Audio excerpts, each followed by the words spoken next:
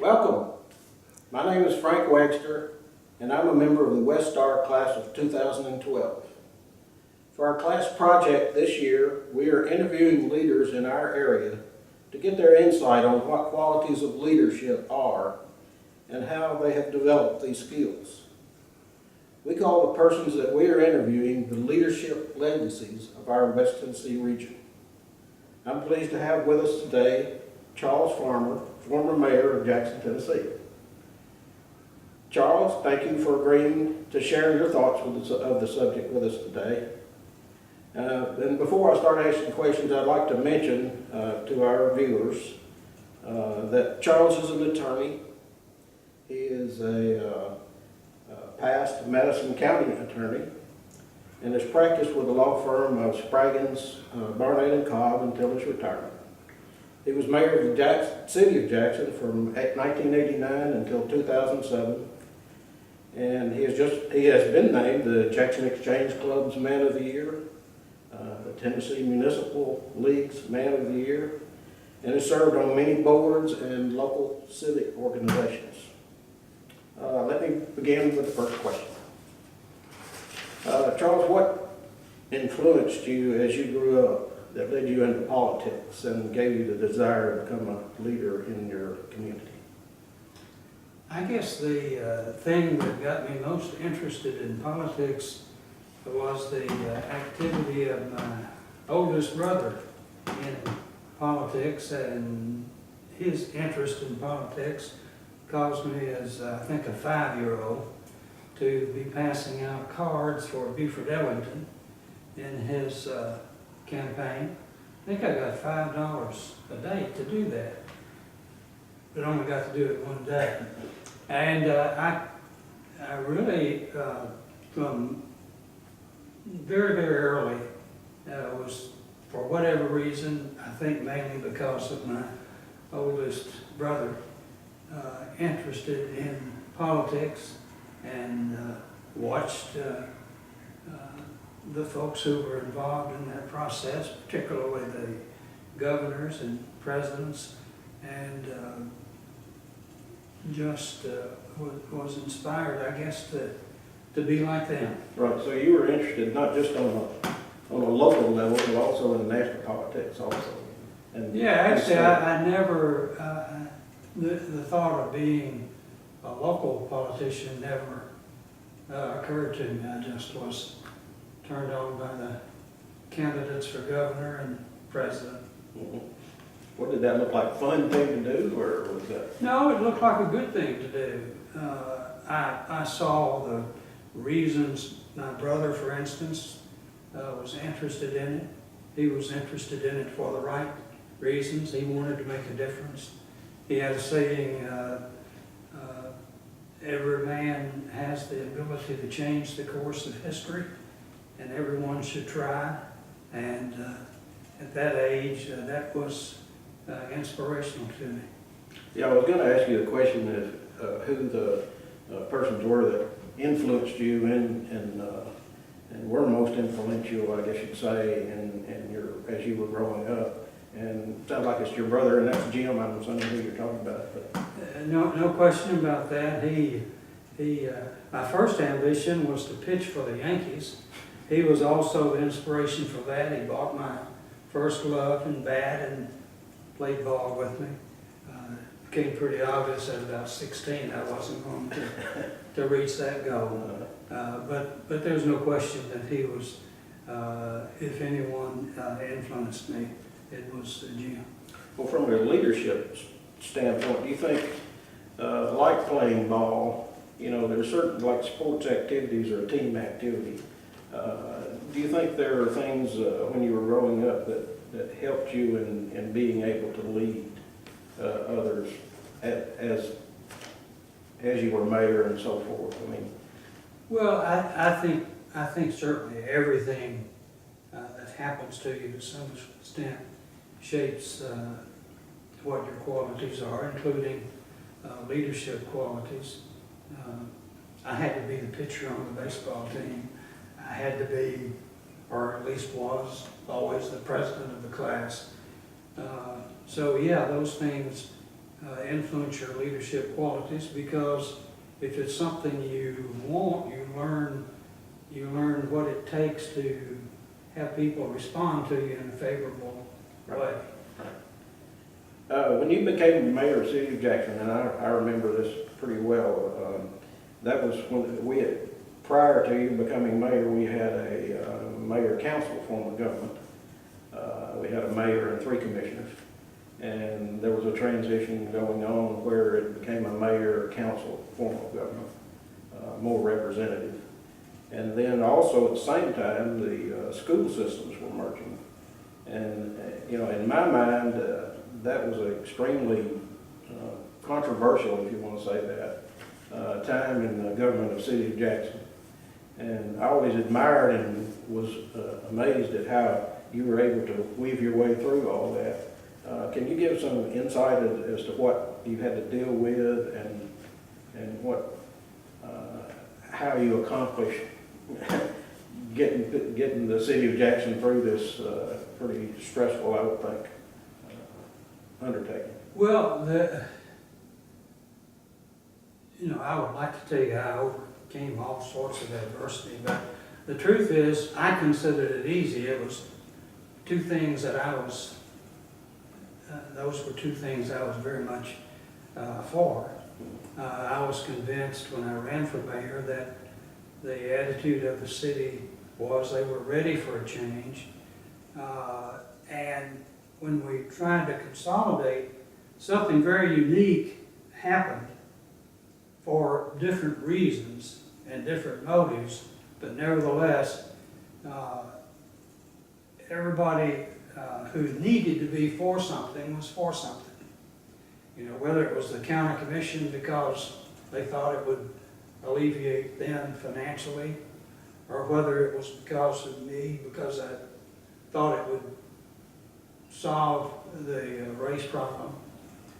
Everybody, the chamber, the city, the county, both mayors were for that. And so more than anything else, it was a lesson in what a community can accomplish if they have unity.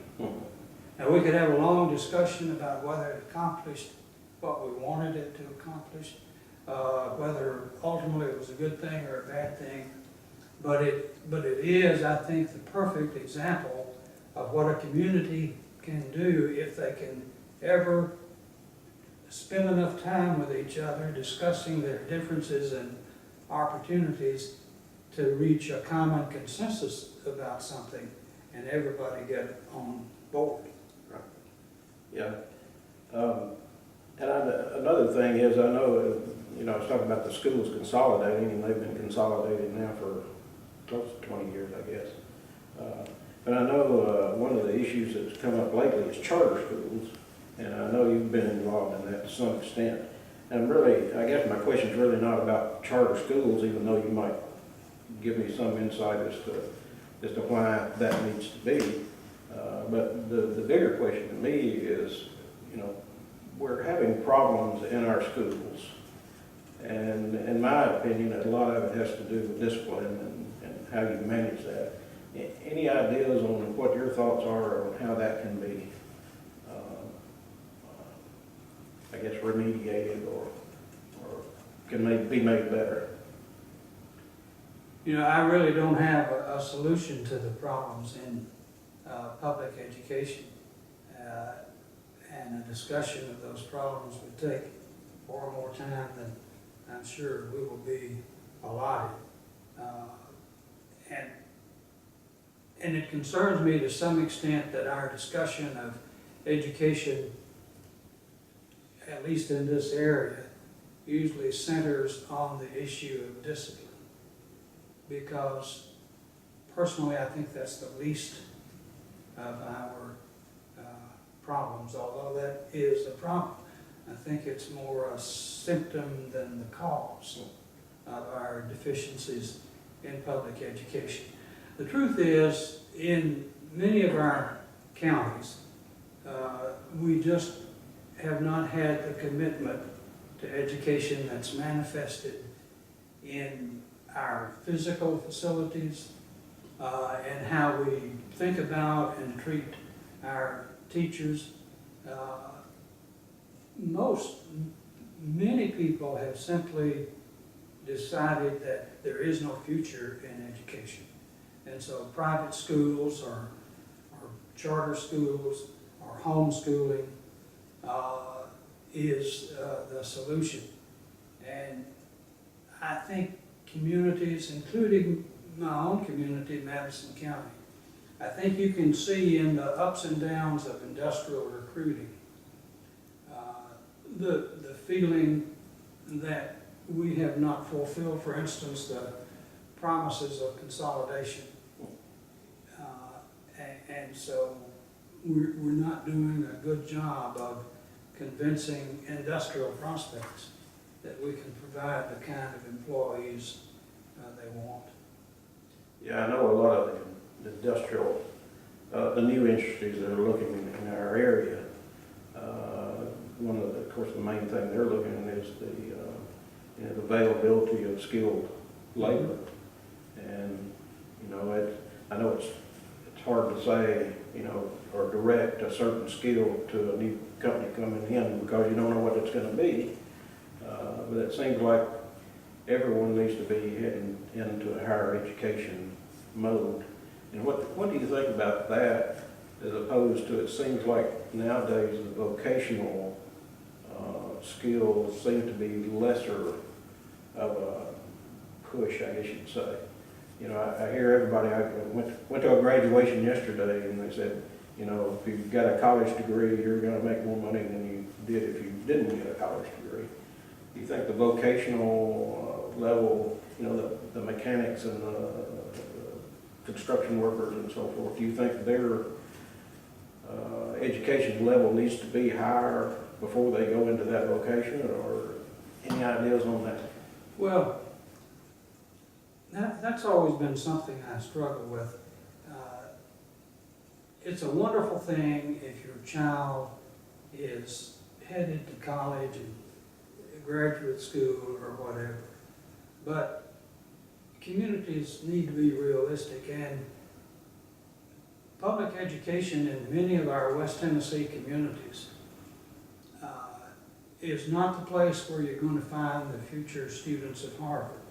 That doesn't mean that they're not as bright as those students who go to Harvard, but their background and their opportunities will not be such that they can do that. And we need to, the Rotarians talk about the dignity of every human occupation.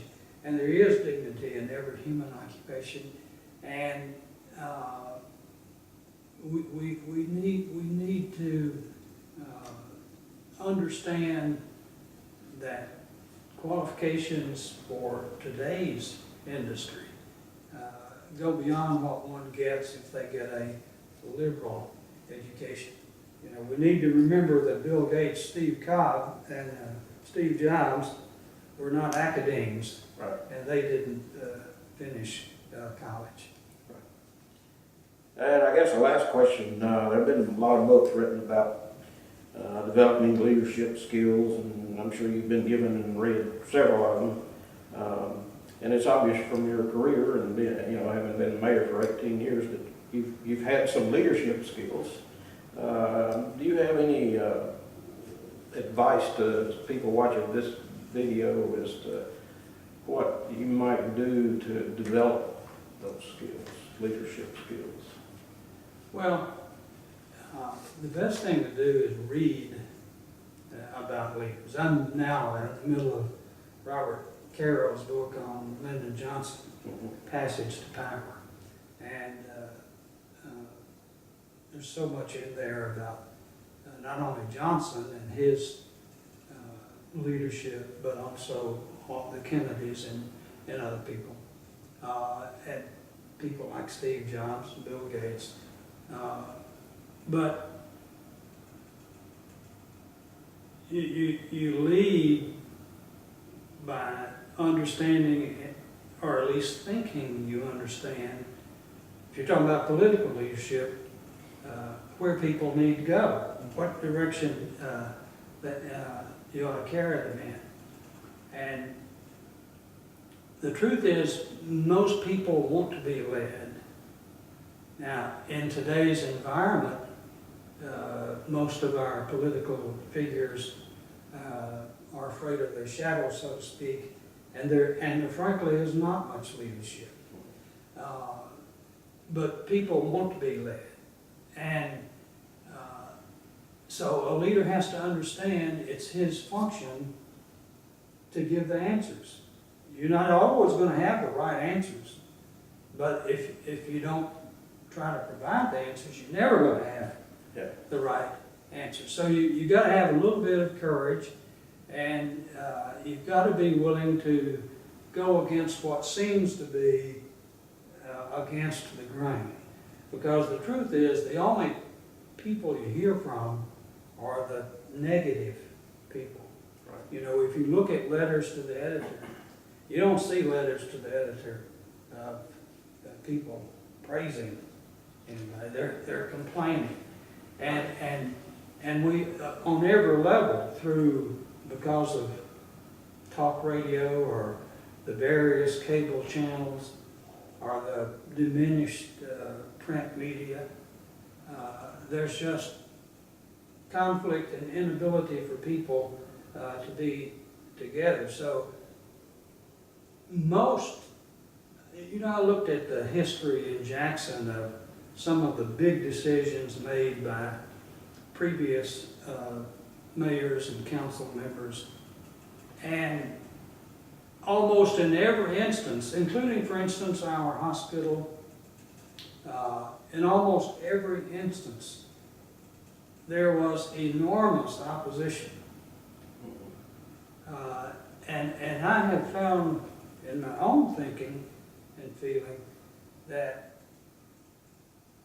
an essential element of leadership is to understand, or at least this has been my feeling, that if everybody was for something, it's probably wrong, and if a lot of people are against it,